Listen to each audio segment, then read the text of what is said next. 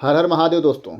कैसे हैं आप सभी लोग। उम्मीद करता हूं सब लोग बहुत अच्छे होंगे। दोस्तों, आज के अपने इस वीडियो लेक्चर में मैं आप लोगों से डिस्कस करूंगा कि करंट अफेयर्स को आप कैसे कंप्लीट कर सकते हैं आने वाले एग्ज़ाम आर ओ के लिए और यूपी पीसीएस एग्ज़ाम 2025 के लिए। ये वीडियो दो सेक्शंस में होगा। फर्स्ट पार्ट में मैं वीडियो के डिस्कस करूंगा आर ओ के लिए कैसे आप करंट अफेयर्स प्रिपेयर करेंगे, और सेकंड जो पार्ट होगा उसमें मैं यूपी पीसीएस के लिए 2025 जो अक्टूबर में एग्ज़ाम होगा उसके लिए मैं डिस्कस करूंगा कि कैसे करंट अफेयर्स आप प्रिपेयर करना है। बेसिकली अप्रोच अलग क्यों हो रही है, क्योंकि यूपी पीसीएस के लिए आपके पास सफिशिएंट टाइम है, ठीक है, और आर ओ के लिए उतना टाइम आपके पास नहीं है। तो दोनों के लिए डिफरेंट अप्रोच होगी और दोनों को अलग तरीके से पढ़ना है। तो पहले पार्ट को शुरू करता हूँ, ठीक है। आर ओ के बारे में बात करेंगे, देन हम बात करेंगे यूपी पीसीएस के एग्ज़ाम के बारे में। तो करंट अफेयर्स बेसिकली आपको पता है कि बहुत एक अच्छा खासा पोर्शन कवर करता है दोनों एग्ज़ाम्स में, ठीक है, जो आपको प्रीलिम्स में क्वालिफाई करने में एक अहम भूमिका निभाएगा। तो इसे बहुत ज़्यादा ध्यान देने की ज़रूरत है। एंड सेकेंडली, जैसा कि अभी आपने 2024 का जो दिसंबर में एग्ज़ाम हुआ यूपी पीसीएस प्रीलिम्स का, उसमें आपने देखा भी होगा कि कैसे किस टाइप के क्वेश्चंस आए हैं, जो कि बहुत ही एक टफ लेवल था और बहुत ही फैक्चुअल बेसिस भी थे, एंड इवन कॉन्सेप्चुअल भी क्वेश्चंस उसमें शामिल थे।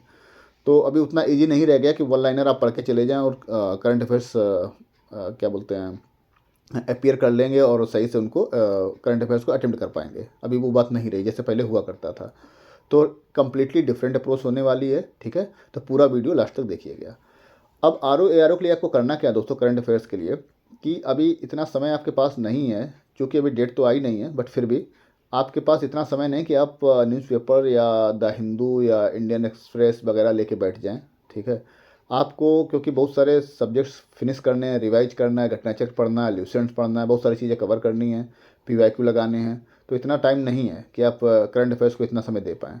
तो अभी क्या करना है कि कम रिसोर्सेस में बहुत अच्छी तैयारी करने की कोशिश करना है, उसी को मल्टीपल टाइम रिवाइज करना है, जो कि वही आपको आगे काम आने वाला है। तो पहली चीज़ जो हम करेंगे इसमें, हम करेंगे कि एक मंथली बेसिस पे, ठीक है, आपको क्रॉनिकल की जो समसामयिकी आती है वो ले लेनी है। 45 से 50 पेज होते हैं उसमें। आपको लास्ट जिस दिन जब डेट आ जाएगी उसके 10 महीने से 11 महीने तक पहले तक का आपको करंट अफेयर्स प्रिपेयर करना है उस मैगजीन से, ठीक है। अब करना क्या है कि उस मैगजीन में डेली से 15 से 20 पेज भी पढ़ोगे आप, बाकी अलग सब्जेक्ट्स पढ़ते रहोगे, तब भी आपको 2 से 3 दिन में वो मैगजीन ख़त्म होने वाली है। एक बार आप उसमें पढ़ लीजिए।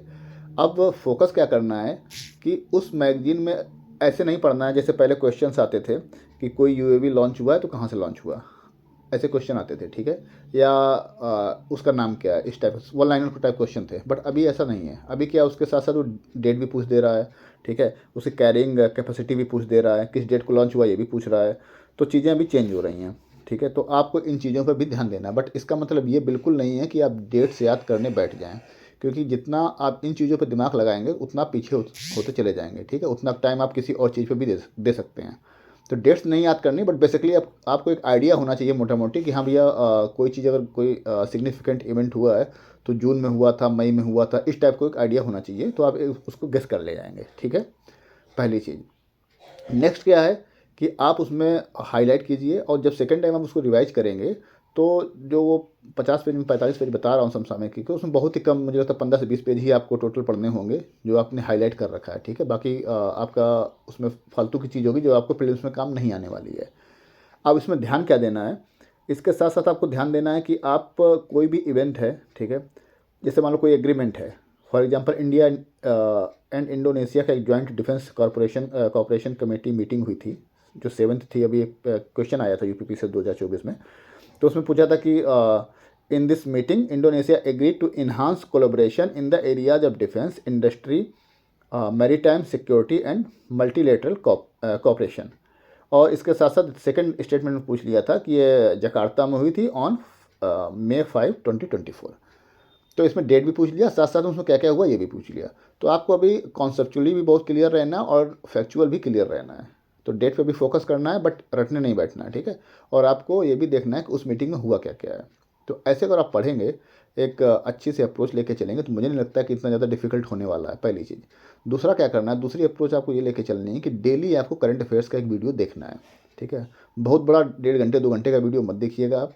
आप कोई आधा घंटे 45 मिनट का जो भी कोई वीडियो बना रहा है अच्छा सा, उस वीडियो को उठाइए, तो उससे जो फैक्चुअल इन्फॉर्मेशन है ना, वन लाइनर टाइप, जो आज भी वन लाइनर आ रहा है ऐसा नहीं आ रहा है, ठीक है, और उस टाइप के जो क्वेश्चंस हैं वो आपको इजीली याद हो जाएंगे, और आपको जो क्वेश्चन अगर मान लो नहीं भी आता है तो वहाँ पर एलिमिनेशन वो काम कर जाएगा, ठीक है। तो डेली करंट अफेयर्स का एक वीडियो देखिए, साथ साथ में एक समसामयिकी क्रॉनिकल वाली मैगजीन को फिनिश करिए, और इसको आप रिवाइज करने के मंथ एंड में दोनों चीज़ों को रिवाइज करने की कोशिश कीजिए।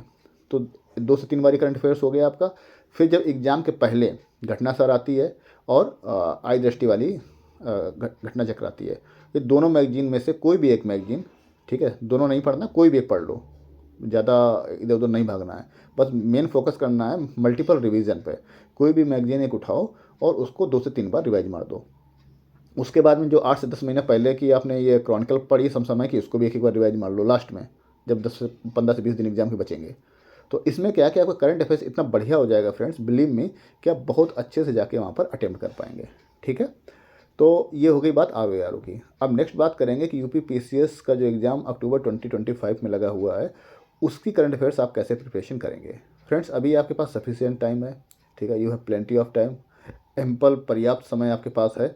तो अभी आप क्या कर सकते हैं, डेली एक न्यूज़पेपर आप ले लीजिए, हिंदी मीडियम वाले दैनिक जागरण या अमर उजाला कोई भी एक न्यूज़पेपर उठा लीजिए, और इंग्लिश मीडियम वाले द इंडियन एक्सप्रेस या द हिंदू कोई भी एक न्यूज़पेपर ले सकते हैं। मैं न्यूज़पेपर क्यों बोल रहा हूँ, सुनिए। न्यूज़पेपर बोलने का मेरा मतलब ये है कि अगर आप, अच्छा, बहुत ज़्यादा उसमें टाइम नहीं देना है, मुश्किल से 1 घंटे से ज़्यादा, 45 मिनट से ज़्यादा आपको न्यूज़पेपर में नहीं लगना है, बिलीव मी, क्योंकि फिर वो अननेसेसरी आपके लिए, मतलब ना, वो बहुत बड़ा टास्क हो जाएगा। 45 मिनट्स मैक्सिमम, दैट्स इट, इतना आपको पढ़ना है। उसमें क्या करना है कि मोटा मोटी आपको एक पूरे दिन में क्या घटना हुई है, ठीक है, आपको उसको एक बेसिक आइडिया लग जाएगा, ठीक है, चीज़ें क्या चल रही हैं उसके बारे में आपको आइडिया लग जाएगा। और न्यूज़पेपर में पढ़ने के लिए इसलिए बोल रहा हूँ कि जब आप प्रीलिम्स में जाएंगे तो आपको ना क्लैरिटी रहेगी, क्योंकि कोई भी न्यूज़ है ना तो कई दिनों तक चलती है। जैसे फॉर एग्जांपल, अगर जो PM ने कहीं विजिट किया, 2 से 3 कंट्रीज़ गए, तो अगर उनको मान लो कहाँ गए थे, फिर उसके बाद कहाँ गए, ठीक है, मान लो श्रीलंका गए, फिर मान लो बांग्लादेश गए, फिर फॉर एग्जांपल अमेरिका गए, ऐसे ऐसे मान लो घूम रहे हैं, तो कहाँ पर मेजर सिग्निफिकेंट कौन कौन से इवेंट हुए हैं, आप न्यूज़पेपर में 5 से 7 दिन चलता है कंटिन्यूसली, ठीक है, तो आपको दिमाग में बैठ जाता है। तो हो सकता है कल करंट अफेयर्स में पूछ ले कि भैया इनको आप प्लेसेस को अरेंज कीजिए कि PM मोदी कैसे कैसे गए थे, तो आपको एक दिमाग में रहेगा। तो एक तो इसमें आपको हेल्प करेगा। जो सबसे बड़ा जो आपको मेजर फैक्टर होगा जो हेल्प करेगा, वो आपके मेंस एग्जामिनेशन में अगर आप न्यूज़पेपर पढ़ रहे हैं तो you can write a very nice answer, ठीक है, there is no doubt at all. आप बहुत अच्छा आंसर लिख सकते हैं अगर आपको डेली न्यूज़पेपर आपने पढ़ा है। आपको बहुत सारा उसमें डाटा आपको याद करने की जरूरत नहीं है, वो डाटा आपको सामने वहाँ पर आएगा जब आपने एडिटोरियल पढ़ा होगा, ठीक है, एक्सप्लेन वाले पेज पढ़ा होगा, तो बहुत सारे फैक्ट्स, बहुत सारे डाटा आपको वहाँ पर दिमाग में आएंगे, और बहुत सारे आपको सेंटेंस जो आप बहुत अच्छे से लिख सकते हैं वो आप वहाँ पर आप लिखेंगे, तो आपके आंसर को एक अच्छा स्ट्रक्चर देगा, ठीक है, पहली चीज़। तो डेली न्यूज़पेपर पढ़िए, और एक 15 से 20 मिनट के करंट अफेयर्स का वीडियो आप देखिए, ठीक है, डबल स्पीड में या 1.5 की स्पीड में। अब मैं ये क्यों बोल रहा हूँ, एक तो आपने न्यूज़पेपर पढ़ लिया, अब 20 मिनट का वीडियो आपने 10 मिनट में या 15 मिनट में 12 मिनट में देख डाला फटाफट, उसको ऐसे बहुत ध्यान से नहीं देखना, आप चल रहे हैं, फिर रहे हैं, कुछ भी कर रहे हैं, खाना खा रहे हैं, उसको आप देख लीजिए। तो इससे क्या होगा, जो भी कुछ news single one liner type छूटी है वो आपकी कवर हो जाएगी, ठीक है। तो करंट आपने न्यूज़पेपर पढ़ा, देन आपने 15 से 20 मिनट का एक वीडियो देखा, एंड देन फॉलोड बाई एक कोई भी एक मंथली मैगजीन लेके उसको 2 से 3 दिन में, फिर आपको क्या है, वो बहुत ईजी लगेगी पढ़ने में। जब आपने एक करंट अफेयर्स के लिए आपने न्यूज़पेपर फॉलो किया, आप डेली करंट अफेयर्स देखे, उसके बाद एक मंथली मैगजीन आपने जब उठाई ना, तो वो आपको बहुत ही हलवा लगेगी, आप उसको ईजिली फिनिश कर पाएंगे, और चीज़ें अंडरस्टैंड करने में आपको ईजी रहेगा, समझने में वो चीज़ें ईजी रहेंगी, और कौन सा छोड़ना है, कौन सा पार्ट पढ़ना है उसका, वो भी आपको आसानी होगी उसमें पढ़ने में, ठीक है।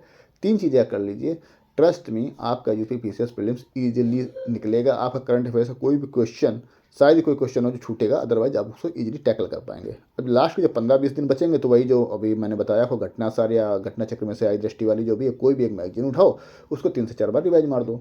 अब ये आपको लग रहा होगा इतना ईजी है क्या करना, बहुत ईजी है। जब आपने इतना सारा पढ़ रखा है ना, तो चीज़ें आपके दिमाग में पहले ही क्लियर हैं, आप उसमें रट्टा नहीं मारना, बस आप उसको एक बार गो थ्रू करना है, देन अगेन फिर गो थ्रू करना है। तो उससे क्या होगा, जब आपके एग्जामिनेशन में क्वेश्चन आएगा ना, तो आपसे वो उसको एलिमिनेट कर पाएंगे, आप उसको ईजिली से अटेम्प्ट कर पाएंगे, ठीक है।